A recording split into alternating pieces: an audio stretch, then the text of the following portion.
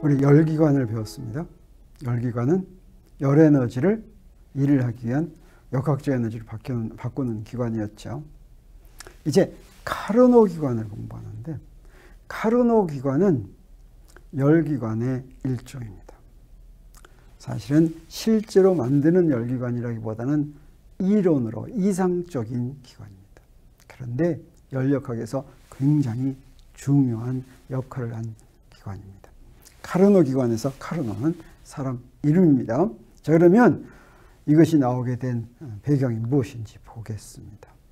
우리 앞에서 열기관의 효율과 냉동기관의 비효율이 한계가 있다고 했죠. 그래서 열기관의 효율은 어땠습니까? 자, 이렇게 주어졌는데, 이렇게 주어졌습니다.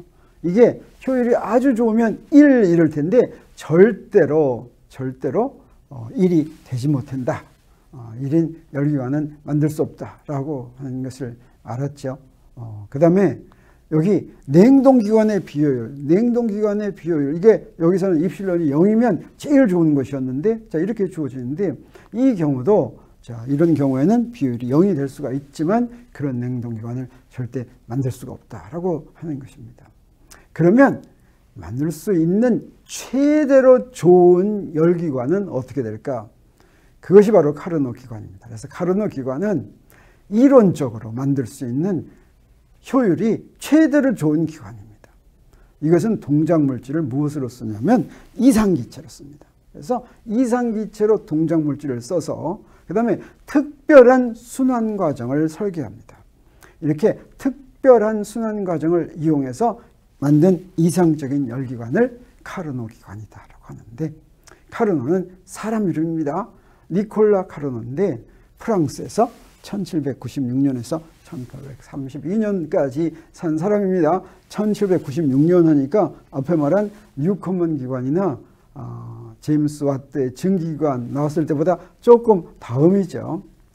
굉장히 똑똑한 학생이었습니다. 16세 어린 나이에 에콜 폴리테크닉이라는 데 입학했습니다. 에콜 폴리테크는 프랑스에서 대혁명이 일어나는데, 그때 이제 프랑스를 과학적으로 부흥시키자 그래가지고 아주 천재교육을 시키는 그런 대학교를 만들었습니다. 그게 에콜 폴리테크닉인데, 여기에 입학한 사람들은 굉장히 아주 우수한 사람들이 많았어요.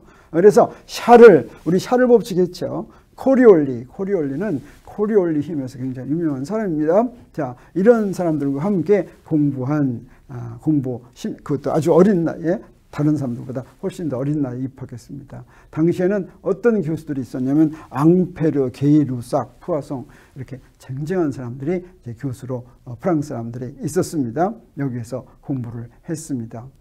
그런데 그 카르노가 나올 당시에는 어떠냐? 이때 18세기였죠. 뉴커먼 기관 또는 와트의 증기기관, 이럴 때 이 증기기관을 만들긴 만들었지만 그 도대체 어떤 원리로 이 사람들은 어때요? 물리학자는 아니고 과학자도 아니었었죠. 그래서 이론이 전혀 존재하지 않았었습니다. 근데 이 카르노가 언제? 1824년에 논문을 발표했습니다. 불의 원동력에 대한 고찰이라는 논문인데, 이때 효율이 최대인 이상적인 이론적인 열기관에 대한 그런 이론을 제시한 것입니다.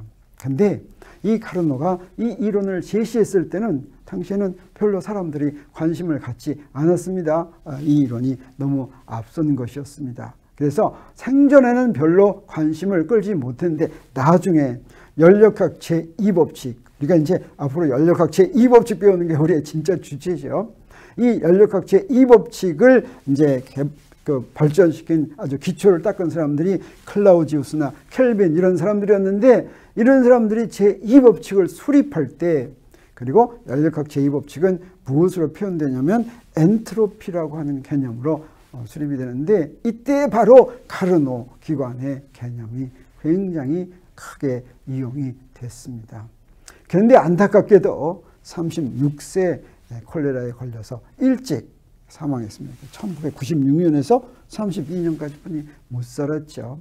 그러면 이 카르노 기관이 어떻게 되는 것인가 하는 것을 한번 보겠습니다. 그래서 먼저 카르노 순환 과정 어떻게 생긴 거냐면, 카르노 순환 과정은 자, 이렇게 생긴 겁니다. 그래서 상태 1에서 상태 2로 가고 상태 3으로 가고 상태 4로 가고 다시 상태 1로 돌아오는 이런 순환 과정인데 이 순환 과정은 어떤 방향입니까? 네, 시계 방향이죠. 그래서 이때 W는 0보다 크겠습니다. 그래서 이때 이것을 이 순환 과정을 이용한 열기관을 무엇이라고 부르냐면 카르노 기관이라고 하는데 이 카르노 기관에서는 동작 물질을 이상기체를 이용합니다.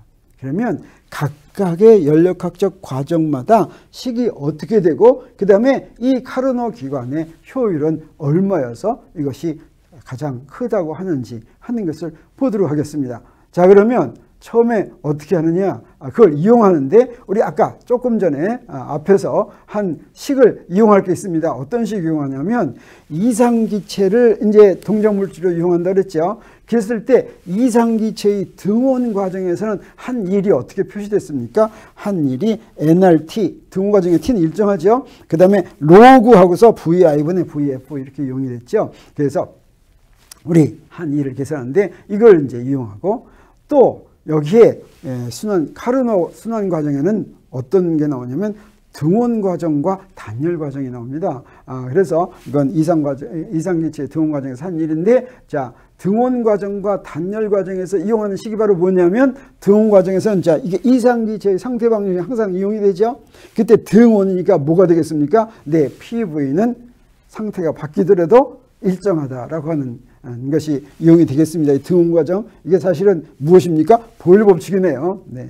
그 다음에 단열 과정은 우리 뭘 구했습니까? 단열 과정은 이것과 달랐죠. PV 감마는 일정이었죠. 저 감마가 뭐였습니까? 정합비열과 정적비열의 비였죠. 감마는 CP 나누기 CV였습니다. 자, 이 두 개를 이용을 해서 우리 카르노 기관의 효율을 계산을 하겠습니다. 그러면 이제 첫 번째 과정이 어떻게 된 거냐면 자, 1상태에서 2상태로 가는 1단계는 등원 과정입니다. 이 등원 과정은 1에서 2로 가는데 이때 이 등원 과정에서 이용이 될 식들은 어떤 것이 있냐면 어떻습니까? 등원 팽창이니까 내부 에너지의 변화량이 얼마겠습니까? 네, 이건 0이 되겠죠. 그래서 첫 번째 연력학적 과정에서의 내부 에너지의 변화량은 0. 그래서 QH는 W0과 같다라고 하는 것을 알게 되고 이때 W1은 어떻게 됩니까? W1은 앞에서 이상기체의 등원 과정에서 우리 구한 거 NLTH 여기서 고열원의 온도가 되겠죠. ln하고서 V1분의 V2인데 V2가 V1보다 더 크니까 이건 이제 0보다 크죠. 그 다음에 등원 과정이니까 우리 뭘 이용해야 되겠습니까? P1, V1은 P2, V2라고 하는 걸 이용하는데 이 값이 A라고 놓겠습니다. 뭐 어떤 값이 되겠죠? 사실은 여기서는 어떤 값이겠습니까? P1, V1은 이건 위에니까 이게 nRTH가 되겠어요. 자, 그걸 그냥 A라고 놓겠습니다. 그 다음에 이제 두 번째 단계는 뭐냐면 단열 팽창입니다. 그래서 단열 팽창을 하면 어떻게 됐어요? 그러면 온도가 내려갔죠. 부피는 증가하면서 온도가 내려가니까 자, 등원 과정 두 개가 있는데 높은 온도 TH가 있고 낮은 온도 TC가 있는데 낮은 온도 쪽으로 팽창하면서 밑으로 내려갑니다. 자, 이렇게 2단계 단열 팽창은 2상태에서 3상태로 가는 것인데 여기서는 어떤 식을 이용하느냐. 단열 팽창이니까 어떻게 됩니까? Q가 0이 되죠.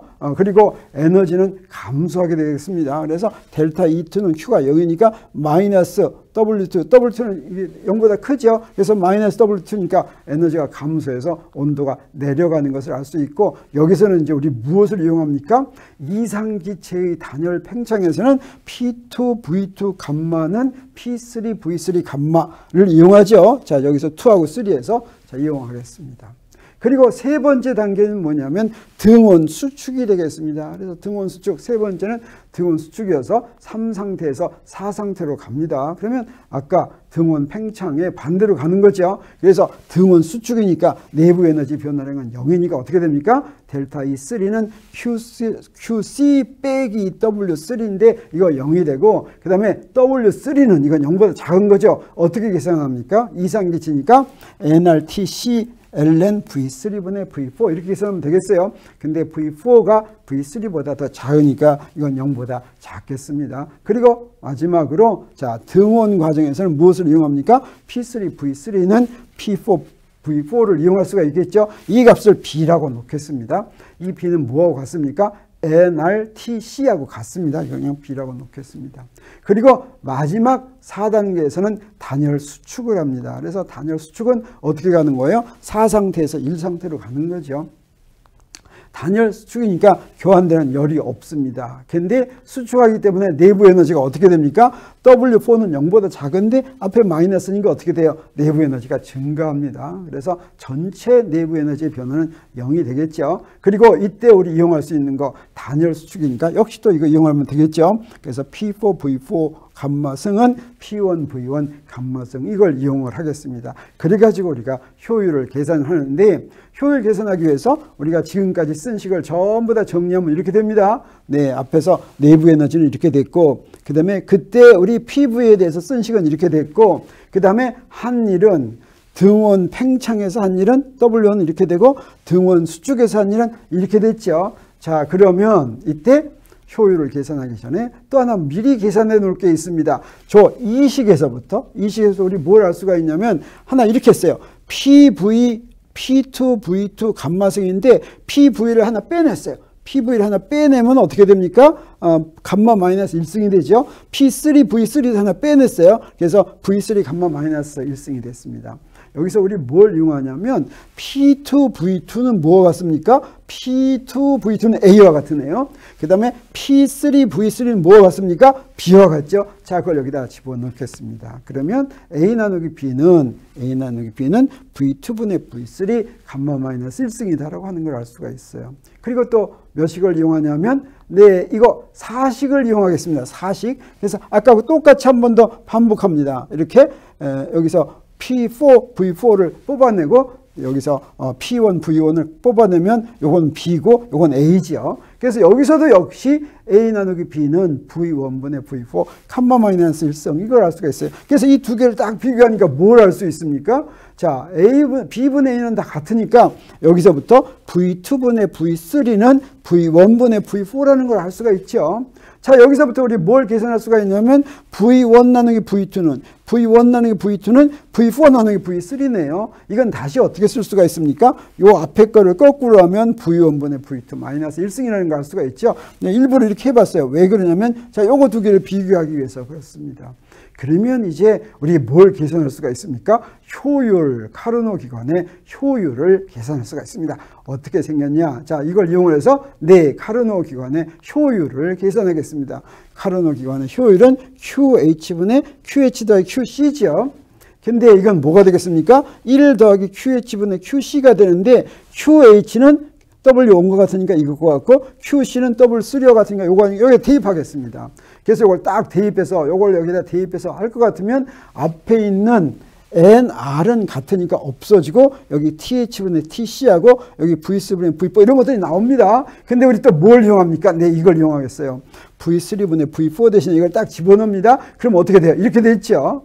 그리고 나서 여기에 마이너스 1승이 있으면 어떻게 됩니까? 앞으로 쭉 가죠. 그래서 어떻게 되냐면 1 마이너스 이렇게 됐습니다. 그랬더니 뭐만 남았어요? 여기에 TH분의 TC 하고서 여기 LN은 어떻습니까? 두 개가 똑같죠? 네, 없어졌습니다. 없어졌어요. 그래서 우리 카르노 기관의 효율을 알 수 있게 됐어요. 그랬더니 어떻게 됩니까? 카르노 기관의 효율은 어떻게 됐냐면 여기 TH분의 TC다라고 하는 거죠. 그래서 고요론과 저요론 사이의 비를 1에서부터 뺀 것과 같다. 그러면 카르노 기관의 효율이 1로 만들려면 어떻게 하면 되겠습니까?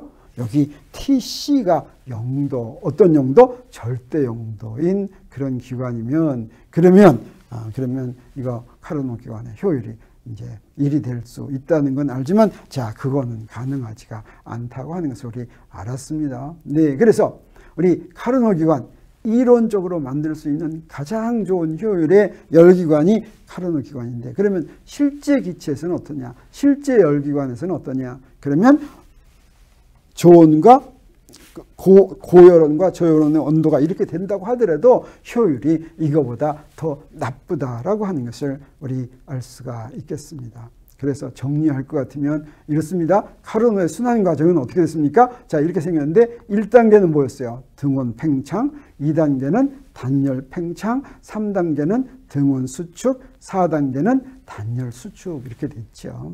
그리고 카르노 기관의 효율은 어땠습니까? 1 TH분의 TC다라고 하는 것입니다. 자, 이것을 기반으로 해서 우리는 이제 연력학 제2법칙을 공부하게 될 것입니다.